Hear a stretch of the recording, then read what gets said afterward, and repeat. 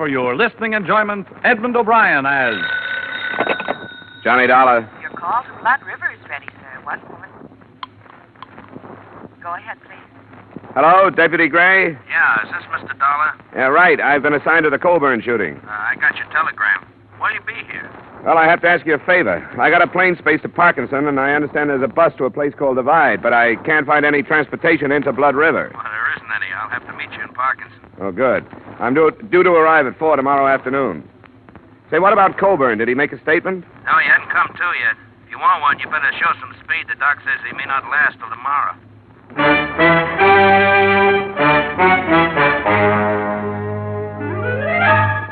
Edmund O'Brien in another adventure of the man with the action-packed expense account.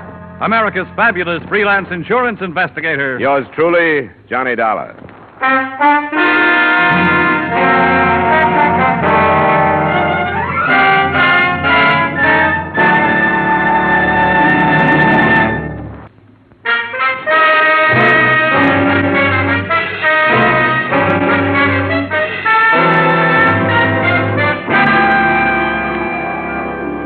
Expense account submitted by Special Investigator Johnny Dollar to Tri-State Life and Casualty Company, Hartford, Connecticut. The following is an accounting of my expenditures during investigation of the Blood River matter. Expense account item 1, $240, transportation and incidentals between Hartford and Parkinson. I was paged at the airport and given a note that directed me to St. Paul's Hospital, where I was met by Deputy Sheriff Tom Gray. They brought Colburn in here this morning, trying to pump some blood into him, I guess. Nothing like a hospital out in Blood River. Any improvement? Yeah, I don't think so. Slugs from a 45, 4 of them. If it was me, I'd have left him where he was. Moving him 40 miles didn't do him no good. What did this insurance company send you out for? Just a routine check. When a policyholder gets shot up, they like to know why and by whom. How much insurance do you have? $50,000 worth. Oh, I didn't know that. Who's it go to? Frank Colburn, a son, and Mary Colburn, a daughter. Oh. Do you have any leads, Sheriff? Leads? Oh, I got what the hired girl said. What was that? I didn't hear about it. Oh, she was a witness. She was in the kitchen that night. A man knocked on the door, asked for some grub. Old Colburn walked in, started to shoo him away, and the man shot him down. Have you got him? No, not yet, but a posse's out hunting him. We'll find him. Come on, operating room's down this way.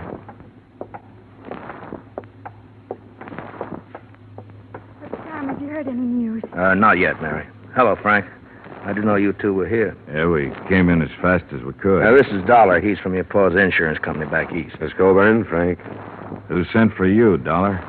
The insurance company was notified of the shooting. They asked me to come out. Why? I don't think this is the time to talk about it. It's just the way they work, Frank. They like to look into things like this. Come on, Dollar, in here. Oh, Tom, wait. Can't we go in, too? The doctor told us to wait here, but we've got a right to go in if anybody has. Well, I guess you have, Mary, but the doctor probably thought it'd be easier for you this way if something went wrong, you know. Well, it isn't. I want to be with him. I have a right to be. All right, Mary, if that's the way you want it. You too, Frank? I don't see how it'll do anybody any good, but I'll come.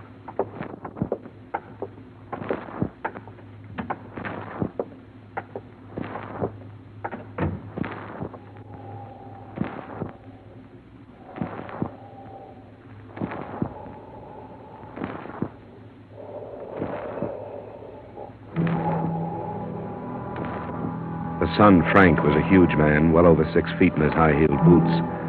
But the figure on the operating table must have towered over him during better days. I learned later that Max Colburn was more than a man. He was already a legend in the Blood River section. But here, under the intense glare of a battery of overhead lights, and under the probing instruments of the surgeon, Colburn was a great deal less than a man. Through the concealing sheets, you could realize the disintegration of his body, and his massive head, skin now bloodless and drawn, had already taken on the aspects of a skull. I knew he'd never make a deathbed statement, but we stood there and waited 2 hours for him to die.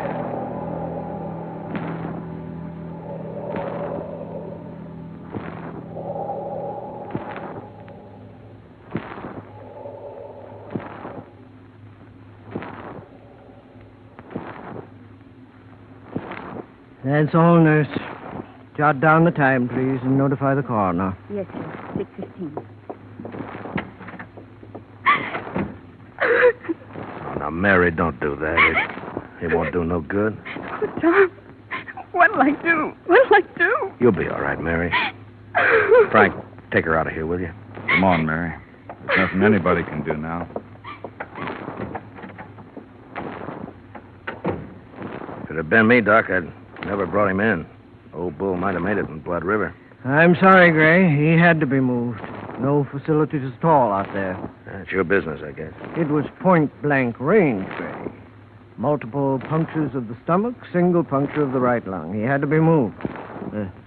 How do you do? Johnny Dollar, Doctor. Oh, I'm sorry. Dr. Fulton. Mr. Dollar is representing the insurance company. How do you do? I'm sorry I couldn't save him, Dollar. Well, you did everything you could. Yeah.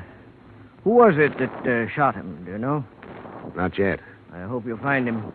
Max Colburn was a fine man. Yeah, the best. What are you going to do now, Dollar? Go to Blood River? I'm still not satisfied about this thing. I'll put you up in my place. There's no hotel. Oh, thanks. I'd appreciate it. Well, nice to meet you, Dollar. Too bad it couldn't have been under better circumstances. You should never have brought him in. Well, he probably knew what he was doing. If you think he shouldn't have been brought in, why'd you let him?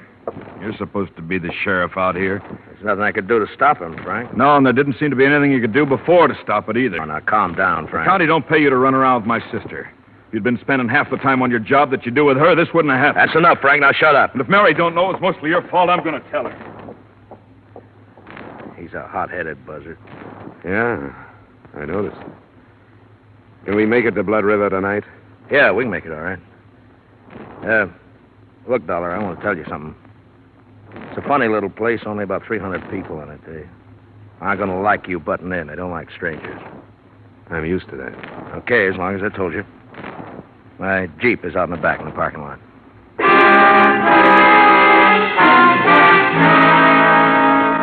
It was only 40 miles to the village of Blood River. It took us until 9:30 to get there. But long before then, I had begun to feel the place. It was at the foot of a range of mountains that rose sheerly from a narrow, choked valley. And it was the mountains that gave the feeling of oppression. In the moonlight, they seemed to be leaning over the village, ready to destroy it at any moment. Gray had comfortable quarters in his cabin office. I slept fairly well. And the next morning, he drove me out to the village, to the Colburn Ranch.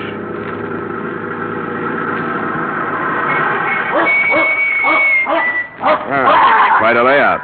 Only 400 acres now. Colburn used to own the whole valley. There's open range up in the hills there. Well, this is the best fattening range in the whole... Will you get away, Duke? That dog dangerous? Yeah, could be, I guess. He's the old man's dog. He knows something's wrong, but he don't know what. That's right, isn't it, Duke, boy? Yeah. Now, go away, go away. Go on, boy, go. Well, come on, we'll go up to the house. Hired girl will be in the kitchen, I suppose. Oh, cut it out, Duke. He's all right. Now, shut up, will you? He don't see many people dressed like you. He's got nothing on me. I don't see many dogs like him. Millie, it's Tom Gray. I don't want to talk about it no more, Tom. I told you what I saw happen. Here's a man from back east. He wants to talk to you. Why? You tell him what I said. I did, Millie, but he wants to hear it from you. I see it all happen again. That's why I don't want to talk about it. But I will if I got to. Well, thanks, Millie. I'll make it short as I can. Go on, Duke. Now, you stay outside, boy. Go on, go on. There.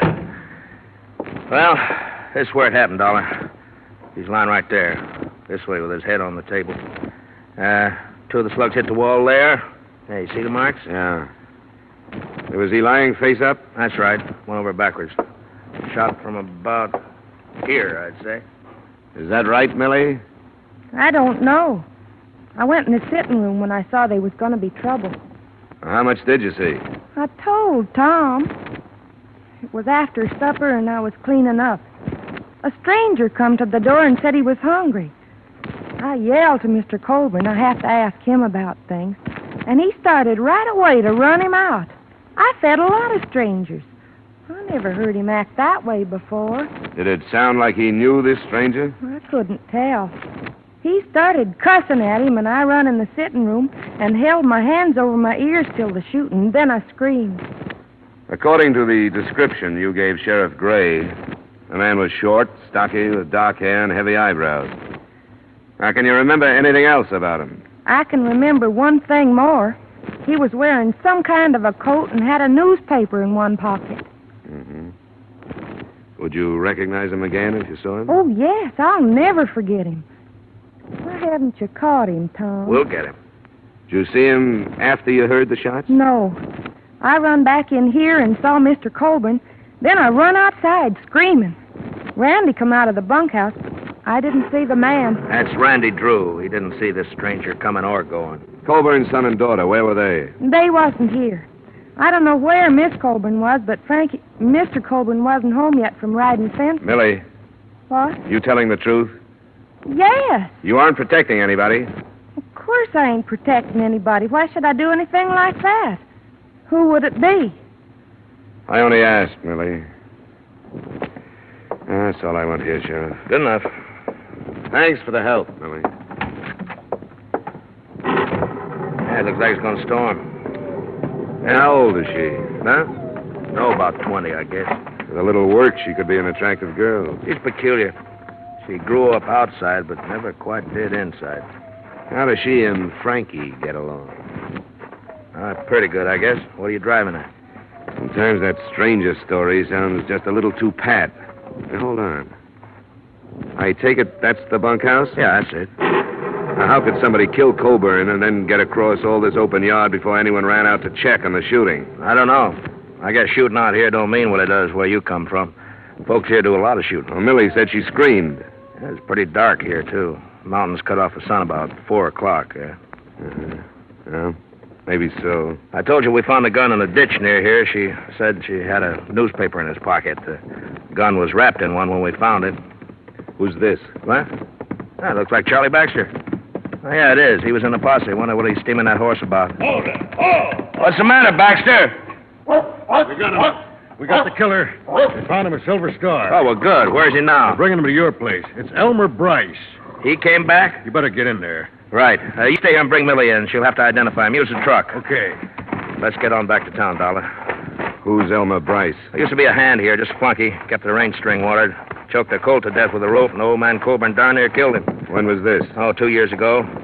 You know, in 35 years of ranching, Elmer Bryce was the first hand the old man ever had to fire. Folks around here ran him right out of the country.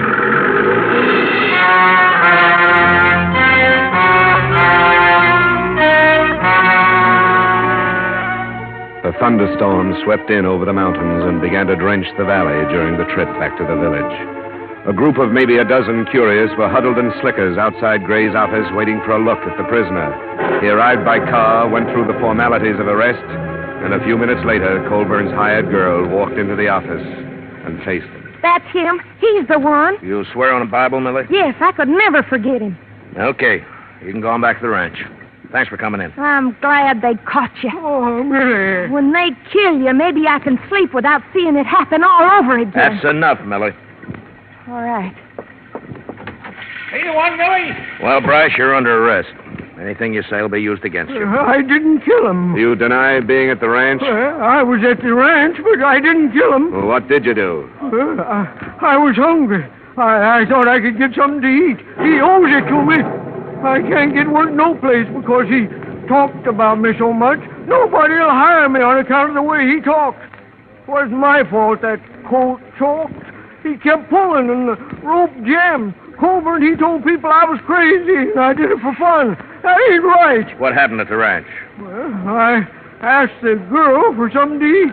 She called Mr. Colburn. He come and cussed me out and told me to get off his land. I left. Millie says when he cussed you out, you killed him. I don't care what she says. What kind of a gun do you carry? I ain't got no gun, and you can't prove I killed him. Of course I never did. Him too is Gray. We want Elmer Bryce. Why did you go to his ranch instead of some other? I told you. Because he owes me something for what he done to me. Why don't you tell the truth so we can get on with this, huh? I didn't kill him. You hated him. I hate a lot of people. Listen to them. Who is it? Baxter, let me come in. Just a minute. All right, come in. Gathered fast, Gray. Must be near to 100 out there now. They sent me in to say they wanted Bryce. Well, they can't have him. You know how they feel about old man Colburn? They want his killer for themselves. I didn't kill him. Nobody can prove I did. I think you've waited long enough, Sheriff. You better get this man into a car and get out of here. All right. Come on, Bryce. On your feet. I ought to give you to him. I don't care what you Give me a hand, Dollar. Sure. Faster we move, the better. Open the door, Baxter, and start out. We'll be right behind you. All right, let's go. Move, Bryce. Come on, move. Come on. Get to the car, Bryce, quick. Now go home, folks. Anderson there, you go home. And Phil, you know better than to do this. Now go on home, will you? Boy, get away. Let go. We don't need no outsiders. Man, take care of this outsider. I got the killer. Use your head. This won't do any good. This is Arthur, you stranger. You ain't gonna stop it. Oh!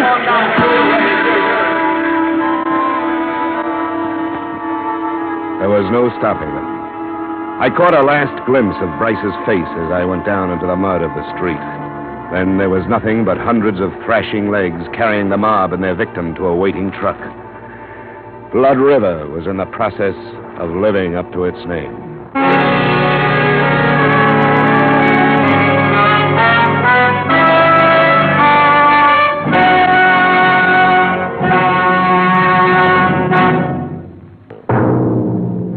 And now, with our star, Edmund O'Brien, we return you to the second act of Yours Truly, Johnny Dollar.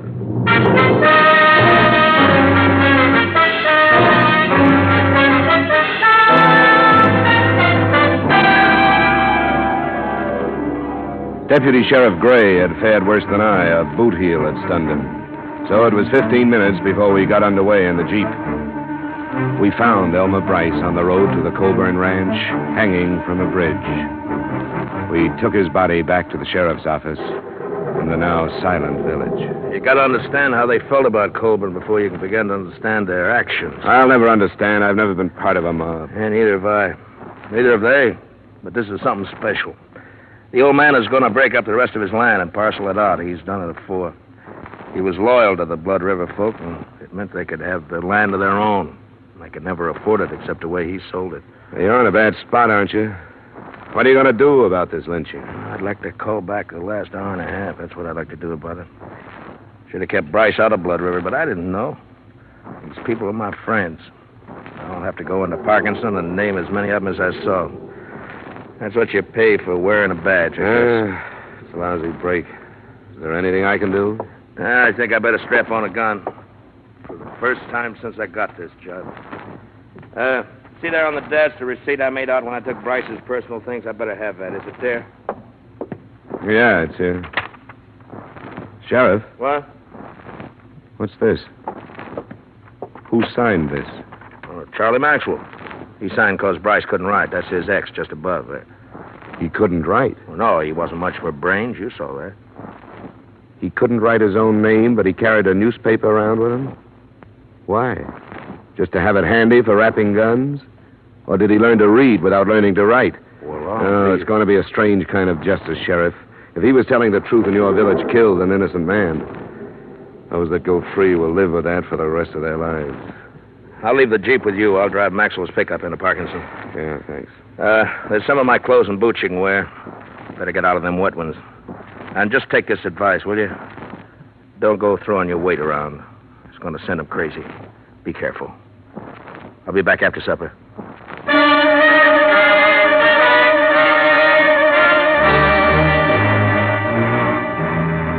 The single street was still silent and empty when I left the Colburn Ranch. The mountains were closing in again. There should have been lights in the windows of the houses, but instead they were dark. And I could feel the eyes of the people who stood inside them, watching me pass. Finally, almost at the edge of town, a knot of men stepped from a doorway and waved me to a stop.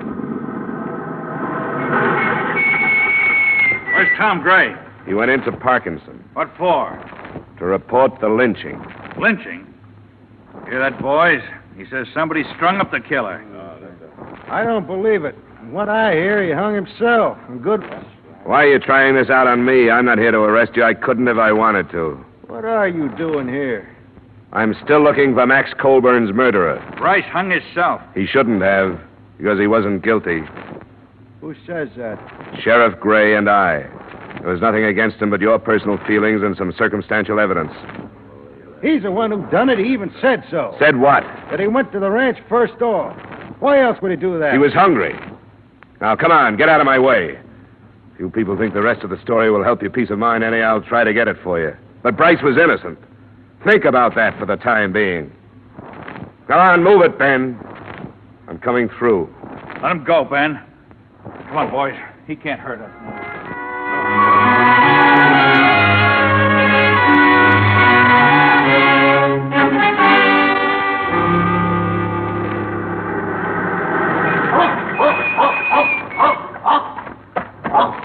All right, boy, all right. It's all right. Come on now. You're a good boy. Sure, it's all right. Yep, these clothes belong to a friend of yours.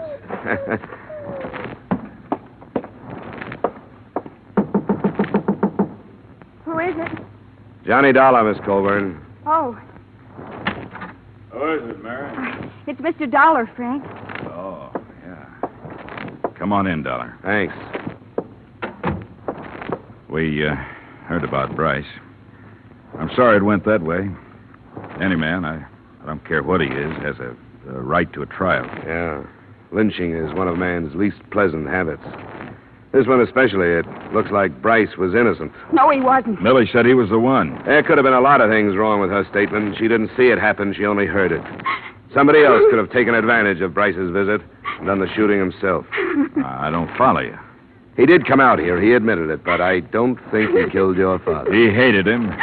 Mary, stop that. Sure, he hated him. Everybody knew it. With that and Millie's statement, who would bother to look any further than poor dim-witted Elmer Bryce? Oh, Frank. Oh, Frank. Shut up, Mary. Go on in the other room. Wait a minute. What's the matter with her? She's upset. Frank, you killed him. Shut up. You'd like that to be true, wouldn't you? You said you would. You said you would, and you killed him. I'm going to the sheriff, Frank, and don't try to stop me. She's off her head. Like everybody else in this blasted hole. Yeah? Why should she have said that? Because I lost my temper one night. Told the old man he better blow his own brains out before I did it for him. Because he forgot how to think with them. When was that? A couple of weeks back. Maybe I was hot enough to mean it at the time, but I cooled off. I wouldn't kill my own pa. Well, there goes your sister, Frank. Sheriff Gray mentioned that he was going to sell the rest of his land.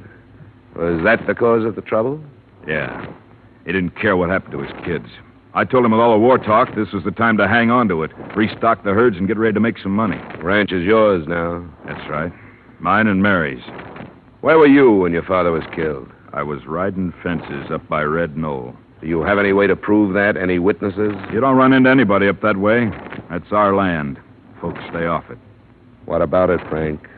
What about it? There's a lot stacked up against you. I know it. You can depend on my sister. You and anybody else who'd like to string me up for it. What about Millie? Was she in it with you? In it? Now, wait, don't get the wrong idea. I didn't kill my pa. There's a lot stacked up against you. Well, there are places to go. I don't like jails and courtrooms. I think I'll just fade until it blows over. That's not the way. You won't make it. You're going to stop me? I'm being paid to see this thing cleaned up. I'll have to try. Get out of my way, Dollar. You sit down until the sheriff gets you. Get away from the door. You're an outsider. It's none of your affair. Now get out of the way. I said get out of the way. What's this to you? Stay where you are. You can't make me.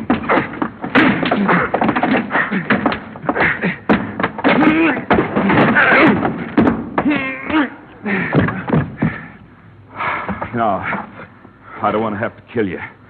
So don't get up. Frankie. What do you want, Millie?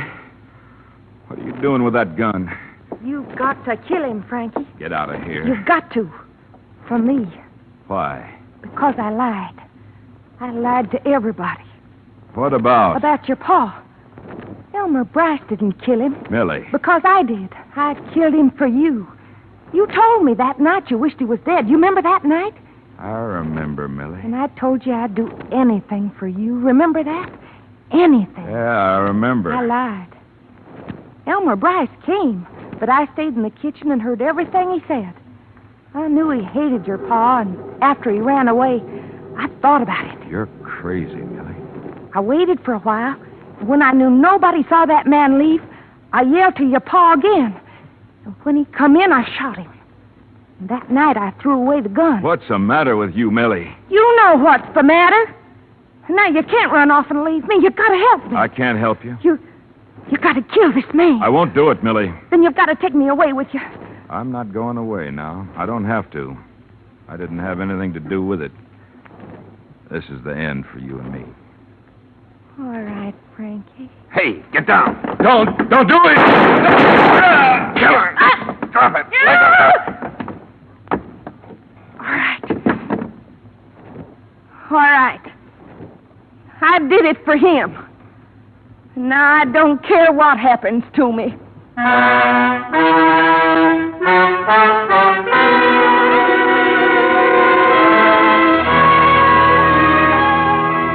As far as I was concerned, that was it. Frank Coburn lost a lot of blood, but not his life. And his sister still had to live at the ranch with her ill-tempered brother. The hired girl who brought all this about was taken by the sheriff. When I left Blood River, the state had moved in to see what it could do about the lynching. But what that is, I don't know. The entire village was guilty of murder, and what could anybody do about that? All I know is that the original murder was not committed with the idea of insurance fraud. And in spite of the mess I got into, that's what I was hired to learn. Expense account item 2, same as item 1. Expense account total, $740. Yours truly, Johnny Dollar.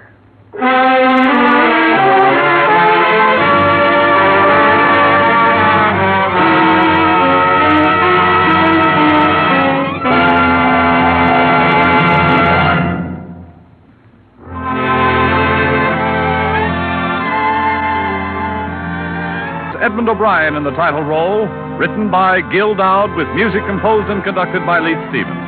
Featured in tonight's cast were Virginia Gregg, Bill Conrad, Junius Matthews, Sammy Hill, Clayton Post, Tyler McVeigh, Dave Light, and Howard Culver. Yours truly, Johnny Dollar, is produced and directed by Jaime Del Valle.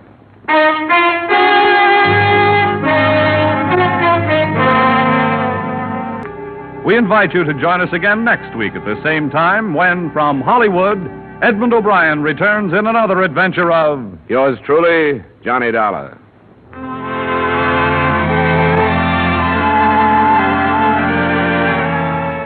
Bob Stevenson speaking. This is CBS, the Columbia Broadcasting System.